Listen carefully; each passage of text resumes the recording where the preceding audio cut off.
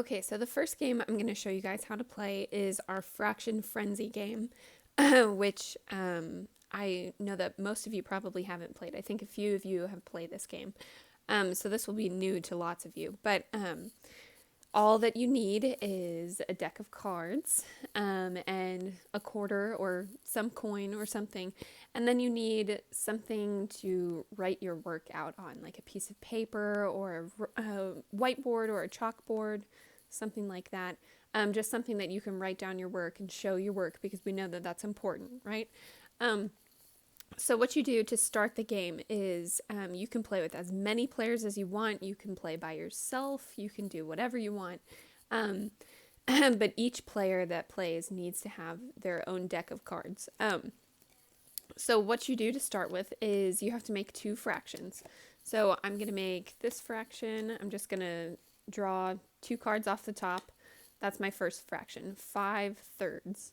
And then my next fraction, I'm going to draw that. And it looks like it's going to be 3/9. That's my other fraction. So now is when we use the quarter or the coin or whatever you have. We're going to flip it, and heads will be, you have to add the fractions. And if you get tails, then that means you have to subtract the fractions. So let's say I flipped this and I got heads. So I know that I'm going to be adding these two fractions. So I can get my piece of paper and I can write down what my problem is going to be. It's going to be 5/3 plus 3/9. Now, we know from class, from the unit that we just went over, that I can't add these, right? Because they have different denominators.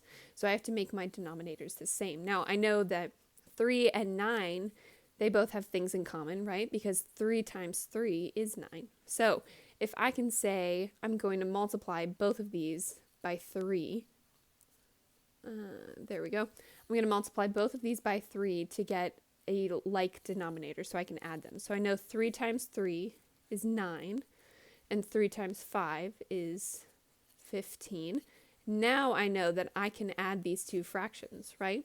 Because they both have the same denominator. So 15 plus 3 I know is 18 over 9. And now that's not in lowest terms, right? I need to simplify that fraction. So I know that 9 actually goes into 18 2 times. So I know that 2 is my answer. Okay.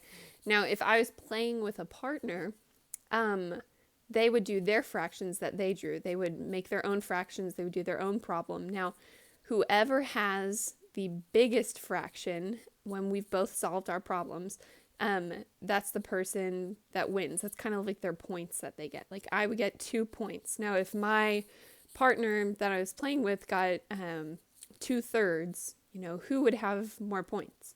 I would, right? Because I have 2 whole, and 2 whole is greater than 2/3.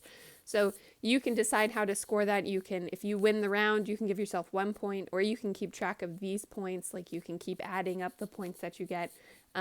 And you can play a certain amount of rounds, and whoever has the most points at the end of the round is the winner. And that's how you play Fraction Frenzy.